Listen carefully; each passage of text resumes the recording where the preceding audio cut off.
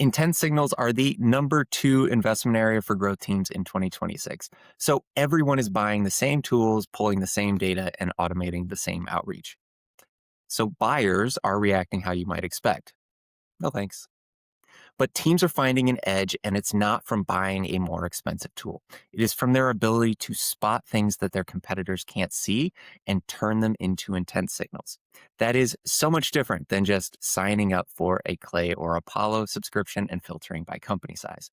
That insight is also the foundation of a framework that I am calling the Signal Inversion Framework. We'll see how it worked for a unicorn like Rippling and how I am using it right now at Recurrent. Let's dive in.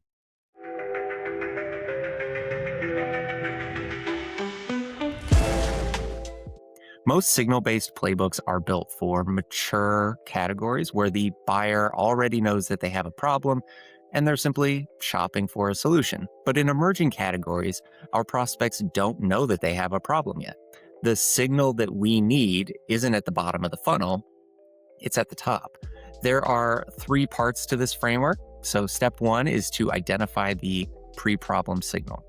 Because in a mature category, you can identify buying intent. Someone downloads a white paper, they visit a pricing page, they do a Google search for our competitors. These signals reveal that a prospect is in the buying stage. But in an emerging category, that signal doesn't exist.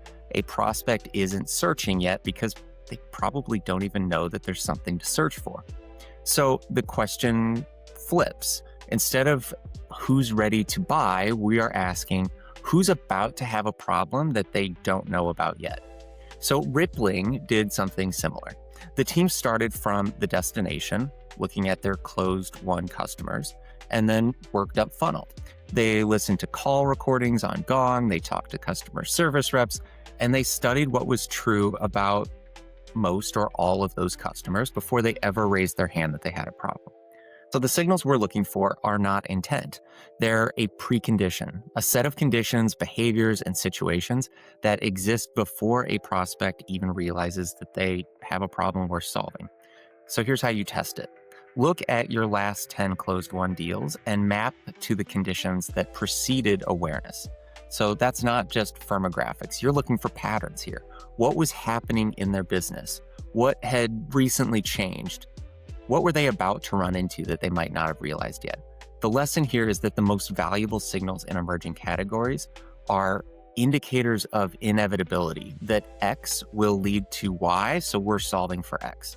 And the most common misstep is confusing a pre-problem signal for basic ICP criteria, like a startup with 200 employees. That's a firmographic filter.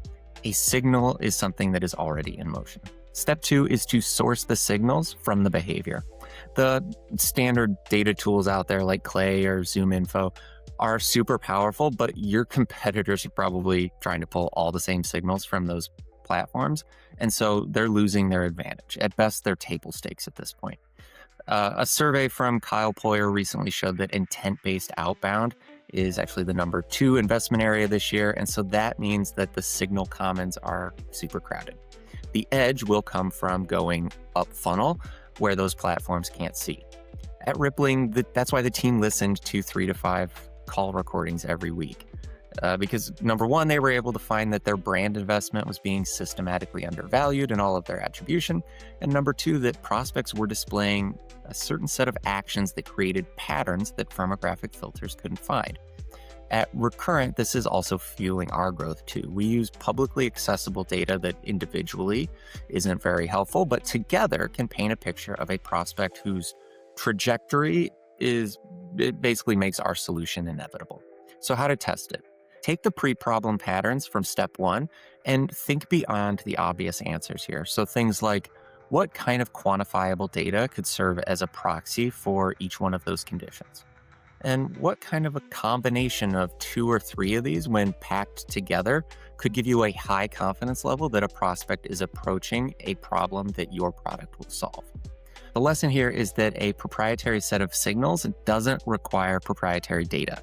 It simply requires a proprietary way of thinking about how to combine publicly available data into something meaningful. The misstep is building composites that are way too complex to maintain or simply too abstract to act on. So start with one composite that you'd be willing to bet some money on. Step 3 is that we are triggering education, not a pitch. In a traditional Signal workflow, a signal fires and then out goes the pitch. This person is ready to buy, so here's our product. In an emerging category, the signal should be saying, this person is about to encounter a problem that they probably don't know about yet. So the response needs to match that. It means that the output of your signal isn't a cold sales email. It's the beginning of the education process. Here's how to map this. For every signal trigger, write out the sentence, when we see X signal, prospect Y gets Y educational content. And if you can't fill in the second half of that sentence yet, the signal just isn't actionable. And that's okay. That's where your network of peers and investors and vendors are there to help.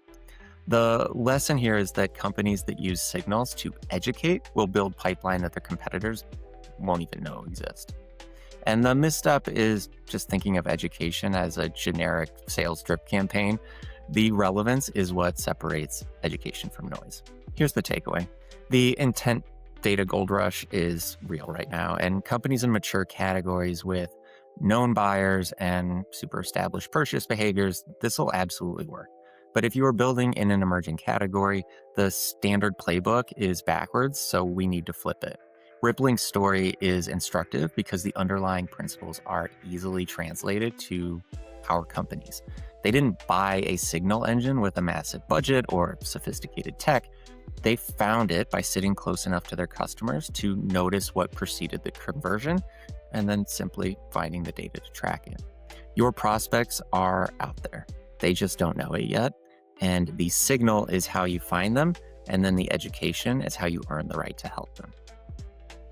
So please subscribe and get a new playbook or framework every week. That'll also help you get recent insights from companies like Clay and Granola and Vanta and Canva that I covered in recent weeks, and have very important tips for you as well.